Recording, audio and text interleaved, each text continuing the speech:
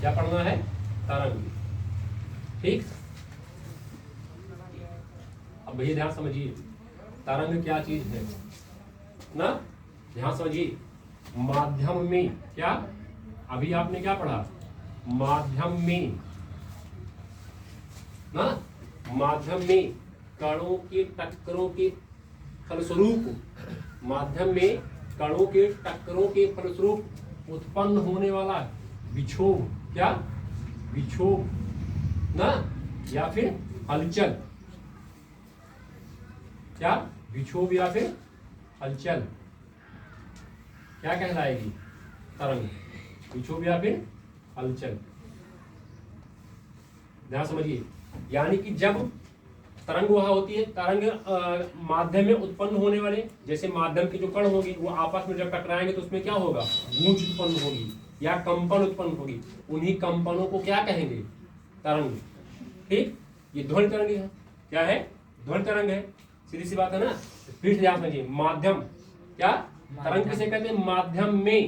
माध्यम में कणों के टक्कर के फलस्वरूप उत्पन्न होने वाले विक्षोभ अथवा हलचल को क्या कहेंगे? तरंग कहते हैं। क्या कहेंगे? तरंग कहते हैं ना। अब भैया तरंग कितने प्रकार की मुख्य रूप से? तरंग मिली आपको 2 प्रकार की। कौन कौन सी? नंबर 1 मिला आपको यांत्रिक तरंगे। क्या मिली? यांत्रिक तरंगे।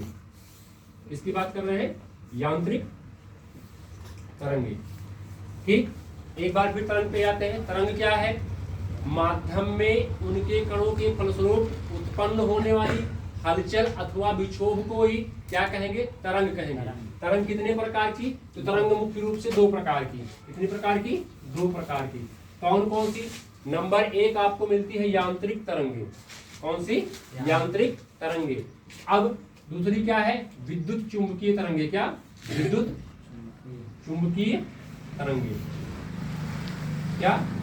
विद्युत चुंबकीय तरंगे। ठीक, फिर ध्यान समझिए, तरंग क्या है? माध्यम में उनके कणों की टक्कर के फलस्वरूप उत्पन्न होने वाली विक्षोभ अथवा हलचल को तरंग कहते हैं। और भैया इसी से मिलता जुलता डेफिनेशन पढ़े थे। क्या? तरंग गति। माध्यम में विक्षोभ तथा हलचल के आगे बढ़ने की प्रक्रिया को क्या कहते हैं? तरंग गति कहते हैं। तो तरंग कितने प्रकार की? 2 प्रकार की। पहले क्या मिली? यांत्रिक तरंगे ना। क्या करें? यांत्रिक तरंगे। अब यांत्रिक तरंगे कैसी तरंगे होगी?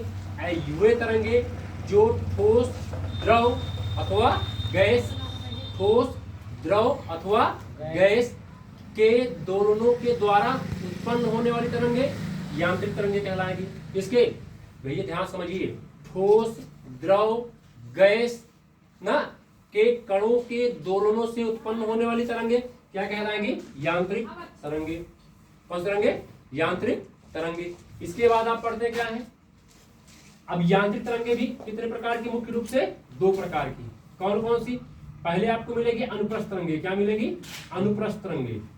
क्या? अनुप्रस्थ तरंगे। अनुप्रस्थ तरंगे ना। दूसरी आपको मिलेगी अनुदैर्ध्य तरंगे। क्या? अनुदैर्ध्य तरंगे।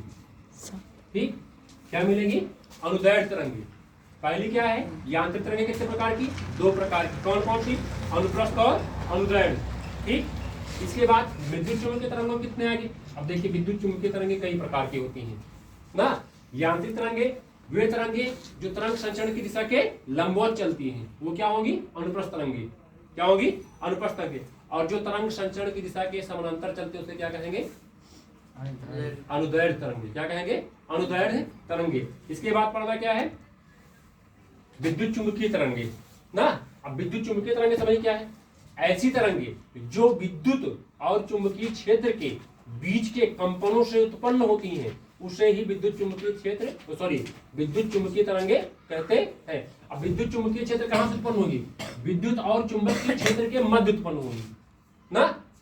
तो सीधी सी बात है, क्या बनेगा? विद्युत चुंबकीय क्षेत्र ना। अभी आप आगे जब पढ़ेंगे तो उसमें बताया जाएगा, जब किसी चालक में विद्युत धारा प्रवाहित की जाती है तो एक चुंबक की भांति व्यवहार करने लगता है ना।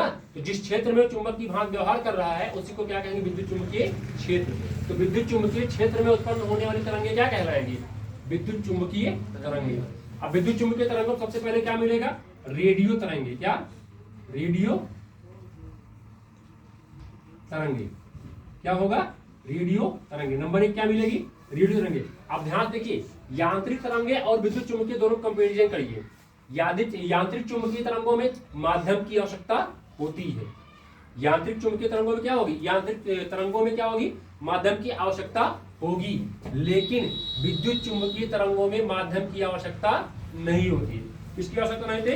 विद्युत चुंबकीय तरंगों में माध्यम की आवश्यकता नहीं होती है। किसमें? विद्युत चुंबकीय तरंगों में। ठीक, इसमें क्या होगा? यांत्रिक तरंगों में माध्यम की आवश्यकता होगी। इसमें ये निर्वात में भी गमन कर सकता है। कौन? विद्युत चुंबकीय तरंगे। इसको माध्यम का होना नहीं पाया जाता इसमें विद्युत चुंबकीय तरंगों में। सबसे पहले क्या मिली? रेडियो तरंगे। दूसरी आपको मिलेगी क्या? अवरक्त तरंगे। कौन सी? अवरक्त ना। उसके बाद फिर तीसरी क्या मिलेगी? प्रकाशित किरणें, प्रकाशित तरंगे ना। क्या? प्रकाशित तरंगे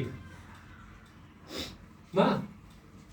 रेडियो तरंगे, अवरक्त तरंगे और प्रकाशित तरंगे। 2-3 तरंगे और 2 तरंगे।